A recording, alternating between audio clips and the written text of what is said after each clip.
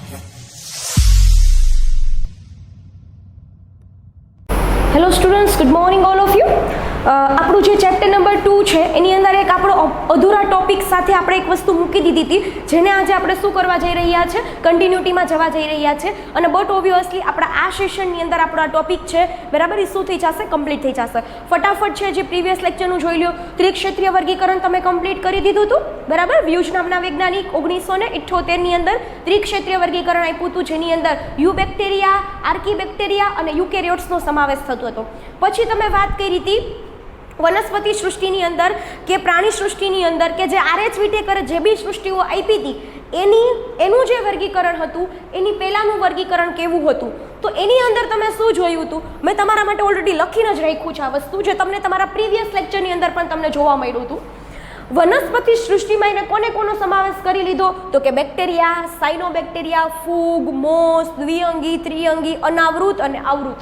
આ બધી જ ગ્રુપ છે, આ બધા જ સમૂહ છે બરાબર, એને કયા સમૂહની અંદર મૂકી દીધા, વનસ્પતિ સમૂહમાં. એકચ્યુઅલી આની અંદર ઘણા બધા તફાવતો છે, પણ આના કાંઈક મેં તમને કીધું હતું, કાંઈક સમાનતા હશે ને તો જ એ બધાને એક સમૂહમાં મૂકી શકાય બરાબર. તો એવી કઈ સમાનતા છે આ બધામાં, તો કે બધાની અંદર કોષ દિવાલની શું છે, હાજર. આની અંદર એક પણ પ્રાણી નહીં જોવા મળે, આની અંદર એક પણ પ્રકારના પ્રાણીનો સમાવેશ થતો નથી. કારણ કેમ કે પ્રાણીઓ પાસે કોષ દિવાલની હાજરી હોતી નથી. ક્લિયર એવરીવન, બરાબર છે. સો આ બધાને એક જ સમૂહમાં મૂકી દીધા. તમને કારણ પૂછીશું તો કે બધામાં કોષ દિવાલ હાજર છે, પરંતુ આ બધામાં ઘણી બધી અસમાનતાઓ છે. તો આ વર્ગીકરણ એકચ્યુઅલી કેવું કહેવાય, મૂર્ખામી ભર્યું કહેવાય કે ખાલી એક જ બાહ્યાકાર લક્ષણને જોઈને તમે કોઈ એક સમૂહને કે અલગ અલગ સમૂહને એક જ જૂથની અંદર મૂકી શકો નહીં બરાબર છે. એનું પહેલું જ ઉદાહરણ મેં તમને શું આપ્યું હતું કે આમાંના ઘણા સજીવો આદિકોષ કેન્દ્રી છે અને ઘણા સજીવો કેવા છે, સુકોષ કેન્દ્રી કોષ બરાબર. એની અંદર બેક્ટેરિયા અને સાયનોબેક્ટેરિયા બંને કેવા છે, આદિકોષ કેન્દ્રી સજીવો. બેક્ટેરિયા અને સાયનોબેક્ટેરિયા, બેક્ટેરિયા અને સાયનોબેક્ટેરિયા આ બંને કેવા છે, આદિકોષ કેન્દ્રી સજીવો છે. તેમ છતાં પણ બંને, અને બીજા કેવા છે, બાકીના બધા સુકોષ કેન્દ્રી સજીવો. તો આમ આદિકોષ કેન્દ્રી છે કે સુકોષ કેન્દ્રી એવું જોયું નહીં, પણ બધાને સાથે મૂકી દીધા. કેમાં, વનસ્પતિ સમૂહમાં. એટલે આ વર્ગીકરણને એકચ્યુઅલી માન્યતા આપવી જોઈએ નહીં બરાબર. પહેલો પોઈન્ટ આપણે ભણી રહ્યા શું હતા કે પહેલાનું વર્ગીકરણ કેવું છે, ક્લિયર થાય છે, પહેલાનું વર્ગીકરણ કેવું છે અને કઈ રીતના આર.એચ. વિટેકરના વર્ગીકરણથી શું થાય છે એ અલગ પડે છે. તો પહેલો પોઈન્ટ તો સમજાઈ ગયો બધાને કે આદિકોષ કેન્દ્રી અને સુકોષ કેન્દ્રીને એક જ જૂથમાં મૂકી દીધા. એકચ્યુઅલી આવું હોવું જોઈએ નહીં. નાઉ ધ સેકન્ડ પોઈન્ટ, આ પ્રકારના વર્ગીકરણમાં એક કોષી અને બહુકોષી સજીવોને સાથે મૂકી દીધા. એક કોષી સજીવો અને બહુકોષી સજીવોને પણ શું કરી દીધું, સાથે મૂકી દીધા. એમાં તો હું તમને ઘણા એક્ઝામ્પલ આપી શકું. જો બેક્ટેરિયા, સાયનોબેક્ટેરિયા બરાબર, એ બે કેવા છે, એક કોષી સજીવો. કેમ કે આદિકોષ કેન્દ્રી છે એ બધા કેવા હોવાના છે, એક કોષી. અને આમાંથી જેમ કે આ ત્રણ તો આ ચારે ચાર તો કેવી છે, બહુકોષી. તેમ છતાં પણ આ લોકોને બંનેને સાથે મૂકી દીધા. એટલે કે પહેલાનું જે વર્ગીકરણ હતું એમાં એવોય તફાવત ન જોયો કે આ એક કોષી સજીવ છે કે બહુકોષી. પણ મેં તમારા માટે અહીંયા નવું ઉદાહરણ મૂક્યું છે ટેક્સ્ટબુક પ્રમાણેનું બરાબર. કયું છે, જેમ કે કેલેમિડોમોનાસ. તમારા માટે નવો વર્ડ નથી છોકરાઓ, તમે લોકો 1 થી 10 ધોરણ ભણ્યા હોય તો આ વસ્તુ ક્યાંક ને ક્યાંક રસ્તામાં આવી જશે તમારા. કેલેમિડોમોનાસ છે એ કેવી લીલ છે, એક કોષી લીલ. યુનિસેલ્યુલર ઓર્ગેનિઝમ્સ, યુનિસેલ્યુલર આલ્ગી. અને અહીંયા સ્પાઇરોગાયરા કેવી લીલ છે, બહુકોષી લીલ. તેમ છતાં પણ એક જ સમૂહમાં મૂકી દીધી બેયને. એક કોષી છે, એક બહુકોષી છે. તેમ છતાં પણ બંનેને સાથે વનસ્પતિ સૃષ્ટિમાં મૂકી દીધી. એટલે પહેલેથી યાદ કરો. જો મને છે ને વારંવાર બોલવાની એવી ટેવ છે કે વારંવાર તમે રિવાઇઝ કરતા રહ્યો. આદિકોષ કેન્દ્રી ને સુકોષ કેન્દ્રી એ ન જોયું. બીજો પોઈન્ટ હું જોયો કે એક કોષી છે કે બહુકોષી, એક કોષી છે કે બહુકોષી એવું પણ એને જોયું નથી. ત્રીજા તો પોઈન્ટ તરફ જઈએ, ઉદાહરણ યાદ રાખજો. આ ઉપરાંત ઘણા સજીવોની પોષણ પદ્ધતિમાં પણ શું જોવા મળે છે, તફાવત. પોષણ પદ્ધતિ તો ખબર પડે ને કોને કહેવાય પોષણ પદ્ધતિ, કે કયા સજીવો કયા પ્રકારે પોતાનું ખોરાક ગ્રહણ કરે છે, મીન્સ કે ઉર્જા કઈ રીતના પ્રાપ્ત કરે છે. પોતાનો ખોરાક પોતાની જાતે બનાવે છે, બરાબર, કે પોતાનો ખોરાક જાતે નથી બનાવતા, કે અન્ય સજીવો ઉપર આધાર રાખે છે. તો સ્વયંપોષી ને વિષમપોષી તમને બધાને ખબર જ છે. તો દાખલા તરીકે લીલ કેવી છે? સ્વયંપોષી. અને ફૂગ કેવી છે? વિષમપોષી. તો એક સ્વયંપોષી છે અને એક વિષમપોષી છે, તોય બેયને કઈ સૃષ્ટિમાં મૂકી દીધી ભાઈ? વનસ્પતિ સૃષ્ટિમાં. ખબર નહીં, તમારા માઇન્ડની અંદર ક્લિયર તો થાય છે ને હું શું કરાવું છું? હું તમને એ ભણાવું છું કે જે પહેલાંનું વર્ગીકરણ હતું એ આવું હતું કે જેમાં ખાલી એક જ વસ્તુ જોઈ, કોષ દિવાલ. નહીં આદિકોષ કેન્દ્રી, સુકોષ કેન્દ્રી, નહીં એક કોષી, નહીં બહુકોષી, એની પોષણ પદ્ધતિ સરખી છે કે નથી, એવું કાંઈ જોયું નહીં. એક વસ્તુ તો છે કે તમે એમ કહેશો મેડમ તમે લીલ આમાં બતાવો તો મને, કેમ કે તમે આમાં કે લીલ તો લખી જ નથી. છોકરાઓ, મોસ છે ને એ એક પ્રકારની શું છે? એકચ્યુઅલી છે ને લીલ ન કહેવાય, પણ એ ભાગ જ પડશે, બરાબર છે. દ્વિઅંગીની અંદર તમે મોસ આ તે બધું ભણવાના જ છો, પણ જ્યારે તમે લખતા હોય, જો તમારે લખવું જોઈએ તો તમે એ લખી શકો લીલ, પણ છે ને હંમેશા દ્વિઅંગી પહેલાં જ લખવાનું લીલ. હજી કહું છું મોસી લીલ નથી, પણ તમારે લીલના ઘણા બધા ઉદાહરણો ભણવાના જ છે, બરાબર. એટલે પણ એને પણ વનસ્પતિ સમૂહમાં મૂકી દીધી, બરાબર છે. સો અહીંયા આ પણ વસ્તુ જોઈ નથી, હજી પણ છે, પણ તમારા 3 પોઈન્ટ ક્લિયર થઈ ગયા. આદિ, સુકોષ, એક કોષી, બહુકોષી, વિષમપોષી અને સ્વયંપોષી. વારંવાર રિવિઝન કરતા રહેશો તો આવડી જ જશે. હવે આપણા નવા પોઈન્ટ તરફ આગળ વધીએ આપણે.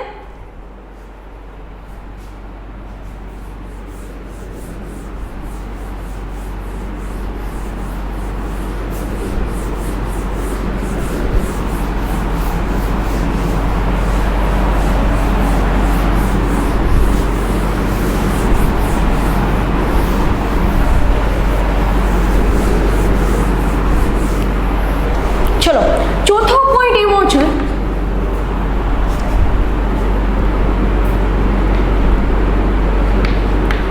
આ પ્રકારના વર્ગીકરણમાં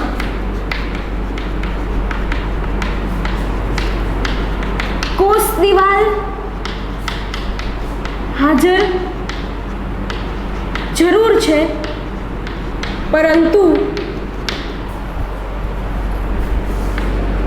સરખા પ્રકારનું બંધારણ ધરાવતી નથી. તેમ છતાં બંનેને સાથે એક જ સમૂહમાં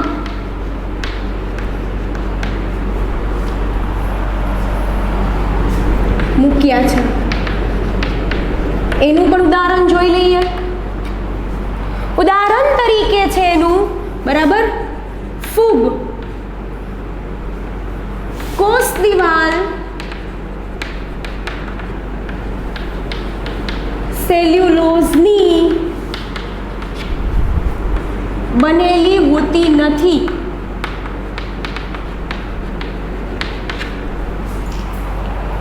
ફૂગની કોષ દિવાલ ચોક્કસ હાજર હોય છોકરાઓ, પણ કોઈ દિવસ શેની ન બનેલી હોય? સેલ્યુલોઝની બનેલી ન હોય. તમે તમારું ચેપ્ટર નંબર 8નું કોષ દિવાલ યાદ કરો, એમાં તમને કીધું હશે કે ફૂગની કોષ દિવાલ શેની બનેલી હોય, બરાબર. તો લખી દઉં છું અહીંયા, ફૂગની કોષ દિવાલ, ફૂગની કોષ દિવાલ શેની બનેલી હોય? કાઇટિન. શેની બનેલી હોય? કાઇટિન. એનું બીજું નામ ફંગસ સેલ્યુલોઝ.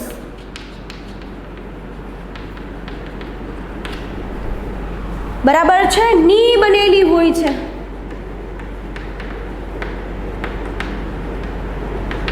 ઓકે, એક આ વસ્તુ થઈ ગઈ. અને એની સામે તમે કોને કમ્પેર કરો છો? તો કે લીલ. તો લીલની કોષ દિવાલ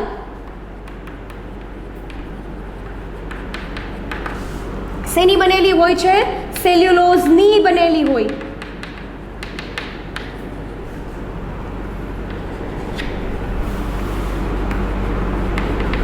લીલની કોષ દિવાલ શેની બનેલી હોય છે?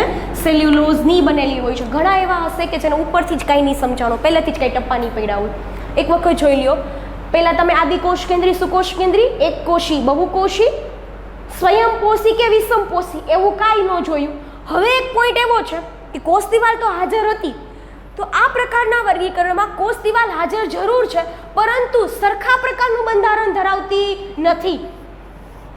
સરખા પ્રકારનું બંધારણ ધરાવતી નથી એટલે કે વનસ્પતિના અમુક સજીવો હશે એની કોષ દિવાલ અલગ મટીરિયલથી બનેલી હશે. જેમ કે જો ઉદાહરણ આપું તમને, આદિકોષ કેન્દ્રીની કોષ દિવાલ સેલ્યુલોઝની બનેલી નથી.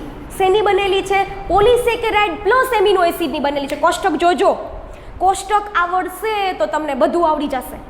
મોનેરાને જોજો, મોનેરામાં શું લખ્યું છે? કોષ દિવાલ હાજર પણ પોલીસેકેરાઇડ અને એમિનો એસિડની બનેલી છે, બરાબર. પણ એ કયા પ્રકારનું પોલીસેકેરાઇડ નથી છોકરાઓ? સેલ્યુલોઝ પ્રકારનું પોલીસેકેરાઇડ નથી, બરાબર છે. તો એવું કહે છે કોષ દિવાલ તો હાજર છે પણ તમે એનું બંધારણ તો ચેક કરો. સમજાય છે? તમે એનું બંધારણ તો ચેક કરો, બરાબર. સ્કૂલ હોય તો ને એક જ સરખો યુનિફોર્મ પહેર્યો હોય, બરાબર, તો એક સ્ટાન્ડર્ડમાં તમે મૂકી દેશો કે હાલો ભાઈ હાલો ને ખરખો યુનિફોર્મ પહેરો છો તો બધા એક જ સ્ટાન્ડર્ડની અંદર નહીં. તો અહીંયા કોષ દિવાલ હાજર છે પરંતુ તમે એનું બંધારણ તો જોવો, એના માટેનું ઉદાહરણ છે. તો બંધારણ જોયું જ નથી અને તેમ છતાં એક જ ગ્રુપમાં મૂકી દીધા. કેની અંદર? વનસ્પતિની અંદર. જુઓ કઈ રીતના.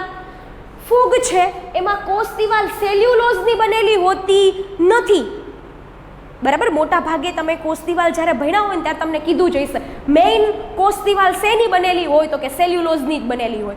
પણ જ્યારે ફૂગની કોષ દિવાલ કોઈ દિવસ શેની બનેલી હોતી નથી? સેલ્યુલોઝની બનેલી હોતી નથી. તો પાછો તમને પ્રશ્ન થશે, કાલે તો મેં તમને કીધું હતું, મીન્સ કે આપણો જે પ્રીવિયસ લેક્ચર હતો એનામાં કીધું હતું મેં તમને કે ફૂગની કોષ દિવાલ શેની બનેલી હતી? આપણે યાદ કરો, R.H. વિટેકરે આપેલું વર્ગીકરણમાં ત્રીજો આખો કોલમ હતી શેની હતી? ફૂગ સૃષ્ટિની. તો કેની બનેલી છે? કાઇટિનની. કાઇટિનનું બીજું નામ શું થશે? Fungus cellulose.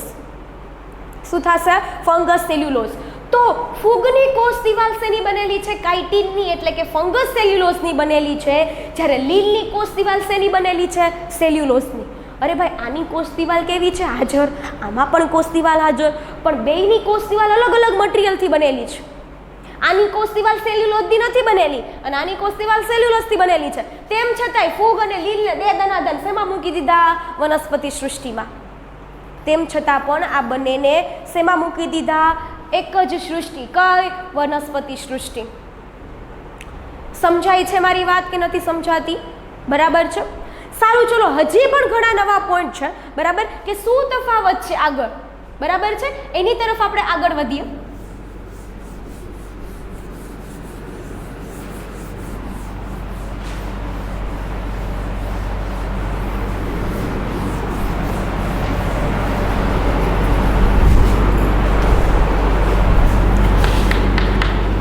વિટેકરે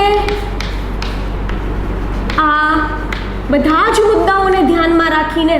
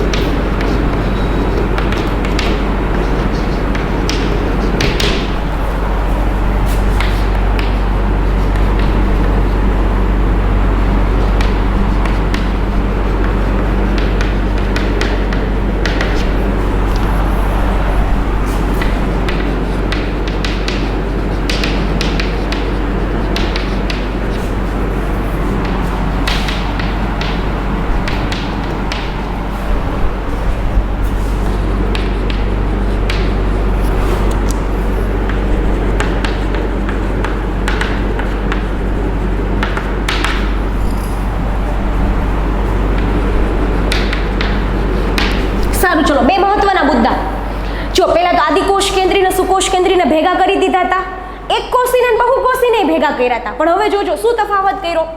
R.H. વિટેકરે આ બધા મુદ્દાઓને ધ્યાનમાં રાખ્યા. આર.એચ. વિટેકરે શું કર્યું? આ બધા જ મુદ્દાઓને ધ્યાનમાં રાખ્યા અને એના બેઝિસ ઉપરથી એને ધ્યાનમાં રાખીને બધા જ આદિકોષ કેન્દ્રી. જો હવે તમને કોષ્ટક ક્લિયરલી સમજાઈ જવો જોઈએ, બરાબર, કે પહેલાનું વર્ગીકરણ કેવું હતું, આર.એચ. વિટેકરે શું જોયું અને એના બેઝિસ ઉપર એને શું કર્યું કે જેટલા આદિકોષ કેન્દ્રી હતા આમાંથી કયા આદિકોષ કેન્દ્રી દેખાય તમને? બેક્ટેરિયા અને સાયનોબેક્ટેરિયા બે કેવા હશે? એક કોષી. જો આદિકોષ કેન્દ્રી હોય અને એક કોષી હોય એના માટે કયો સમૂહ મૂકી દીધો? મોનેરા. એટલે આર.એચ. વિટેકરે આપેલી સૃષ્ટિમાં પહેલી સૃષ્ટિ કઈ હશે? મોનેરા. એમાં આવતા દરેક સજીવો કેવા હશે? એક કોષી. એમાં આવતા દરેક સજીવો કેવા હશે? આદિકોષ કેન્દ્રી. હવે તમારા મગજમાં ક્લિયર થઈ ગયું કે વિટેકરે શું કર્યું? પહેલાનો સ્ટડી કર્યો.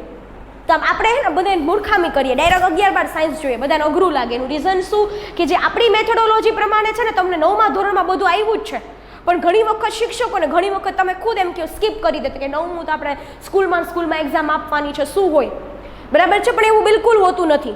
સેમ વસ્તુ અહીંયા પણ છે. તો જ્યારે વિટેકરે આ સૃષ્ટિનું વર્ગીકરણ કર્યું ત્યારે એના બધા મુદ્દા ધ્યાનમાં રાખી ને જેટલા આદિકોષ કેન્દ્રીઓ હતા એના માટેનો કયો સમૂહ આપી દીધો? મોનેરા. હવે જોજો પાછા સુકોષ કેન્દ્રી છે તો હવે આમાંથી ઘણા એવા હશે સુકોષ કેન્દ્રીય હશે, બરાબર, પણ પાછા કેવા હશે? એક કોષી. હવે તમે એમ કહો મેડમ સુકોષ કેન્દ્રી હોય ને એક કોષીને બહુ કોષીને થોડા ભેગા કરાય? બધાય હવે બાકીના બધાય કેવા રહી? આદિકોષ કેન્દ્રી નીકળી જાય તો સુકોષ કેન્દ્રી. પણ સુકોષ કેન્દ્રીમાં તો બે સજીવો આવે, એક કોષી આવે ને બહુ કોષી આવે. તો વિટેકરે આમાંય બ્રેન વાપર્યું. વિટેકરે શું કર્યું? બધા એક કોષી પણ કેવા? સુકોષ કેન્દ્રી. અહીંયા આદિકોષ કેન્દ્રી હતા અને એક કોષી, એને બધા માટે મોનેરામાં મૂકી દીધા. પણ જે સુકોષ કેન્દ્રી હોય અને પાછા એક કોષી હોય એના માટે અલગ સૃષ્ટિ આપી દીધી. કઈ? પ્રોટિસ્ટા સૃષ્ટિ. તમારું કોષ્ટક ખોલજો, કોષ્ટકમાં બે બાજુ સરખાવો. શું જોવો છો? મોનેરામાં બધાય કેવા છે? એક કોષી. તો પ્રોટિસ્ટામાંય બધાય કેવા છે ભાઈ? એક કોષી સજીવો, બરાબર. પણ તફાવત ક્યાં આવ્યો? મોનેરામાં બધાય આદિકોષ કેન્દ્રી, મોનેરામાં બધાય આદિકોષ કેન્દ્રી અને સુકોષ કેન્દ્રી કોષો છે બધાય કેમાં? પ્રોટિસ્ટામાં. આનું ઉદાહરણ પૂછે તો અમે મોનેરાનું બેક્ટેરિયા, સાયનોબેક્ટેરિયા, પીપીએલઓ અને mycoplasma. And what about this protista? Amoeba, paramecium, plasmodium, euglena, diatoms, desmids, they all are in સુકોષ કેન્દ્રીય કોષ. અને એ બધા સુકોષ કેન્દ્રીય કોષ તો ઠીક, પણ પાછા શેમાં બધાય? પ્રોટિસ્ટામાં ઇન્ક્લુડ કર્યા. સો આજના દિવસનો તમને બધાય કન્સેપ્ટ ક્લિયર થતા જતા હશે. હવે જોવાનું છે કે આર.એચ. વિટેકરે છે શું કર્યું હતું કે જે વર્ગીકરણ કર્યું એ ખાલી હું ન જોયું તો કે એની બાહ્યાકાર રચના, એની ધાર્મિક રચના કે એનું પ્રાજનિક વસ્તુ ન જોઈ, એનો ઉદ્વિકાસીય સંબંધ પણ જોયો. ઉદ્વિકાસીય સંબંધ એટલે ખબર પડે પૃથ્વી બની ત્યારે પહેલાં કોઈ માનવ નો ટપકો હોય, પહેલાં પૃથ્વી ઉપર કોઈ દિવસ માનવ નહીં બન્યા હોય. તમે લોકો તો તમને કોઈક શિક્ષક એવું હોય કે પહેલાં પૃથ્વી ઉપર અમીબા બન્યા હોય, કોઈ દી ન બન્યા હોય. અમીબા બની શકે પહેલાં કોઈ દિવસ? પ્રોટિસ્ટા સૃષ્ટિમાં આવે અમીબા. પ્રોટિસ્ટા સૃષ્ટિ પહેલાં આવે કે મોનેરા સૃષ્ટિ પહેલાં આવે? તો હવે તમને ખુદને ખબર પડશે કોણ આવશે? મોનેરા, બરાબર છે. તો ઉદ્વિકાસીય સંબંધ એટલે તમારે હંમેશા એવું રાખવાનું કે એક સજીવ છે, બરાબર, એમાંથી કઈ રીતના ઉદ્વિકાસ થતો જાતીય વિકાસ થતા બીજો સજીવ બન્યો. અમુક વર્ષો ગયા, વર્ષો એટલે 2-5 વર્ષની વાત જ નથી થતી, બરાબર. તો હવે આપણે આગળ જોશું કે આર.એચ. વિટેકરે કઈ રીતના વર્ગીકરણ કર્યું.